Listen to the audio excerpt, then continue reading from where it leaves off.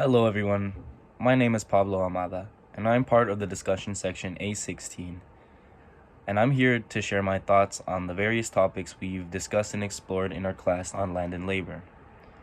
Before diving in, I'd like to share a little bit about myself.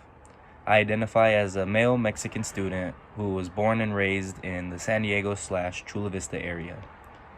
As someone who was a first-generation college student, my experience and family background have helped shape how I engage with the content and readings we discussed in the course. For instance, my mom's side of the family is full of people who have immigrated to the US from Mexico, specifically my grandparents, which gives me a personalized yet unique experience on the way certain issues impact marginalized communities, or at least on the way I perceive these impacts or these issues impacting marginalized communities.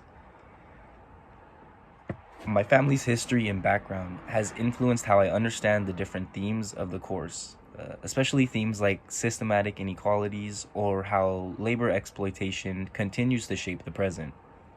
I hope this reflection of the course can aid me in forming my own opinions about these issues and inequalities, as I'm someone who values the importance of acknowledging the histories and the past issues, as well as trying to come up with certain solutions. Now, taking a look back into week 7 of the course, in chapter 3 of Dr. Kristen T. Sasaki's work, How the Portuguese Became White, The Search for Labor and the Cost of Indemnity, the author examines the deliberate reclassification of the Portuguese laborers as white in the late 19th century Hawaii. This reclassification was orchestrated by leaders like Sanford Dole and Lauren Thurston to align with the U.S. racial hierarchies and facilitate Hawaii's annexation.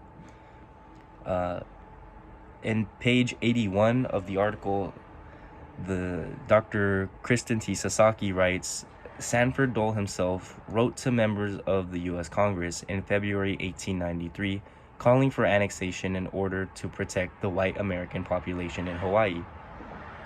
By redefining Portuguese immigrants' racial status, they aimed to bolster the white population's numbers and the political influence in the islands. On Wednesday of week 7, we had the honor to receive a lecture from Dr. Sasaki herself, where she mentions how the U.S. manipulated and defined whiteness, which they used to preserve the racial purity of the country.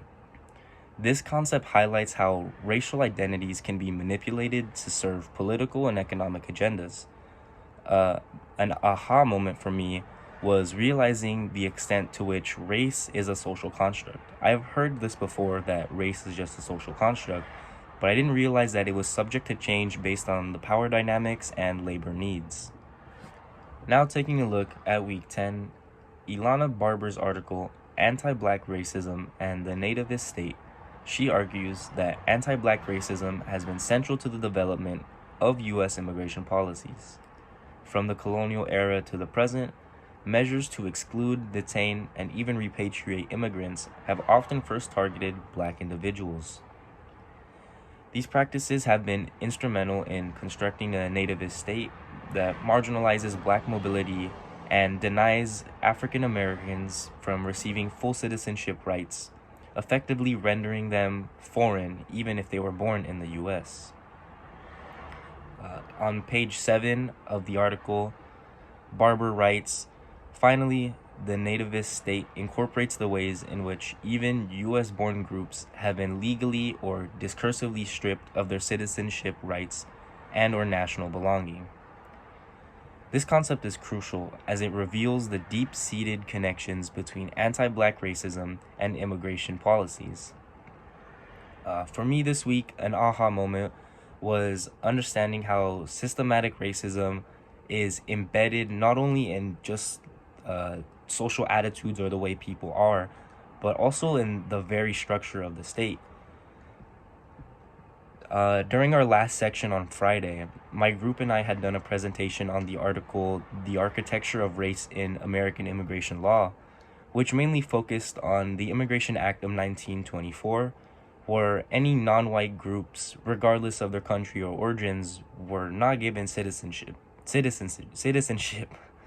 Due to these immigration quotas, certain groups were more desirable than others, specifically white Europeans from the North or West, while other immigrants were just kind of pushed aside and ignored.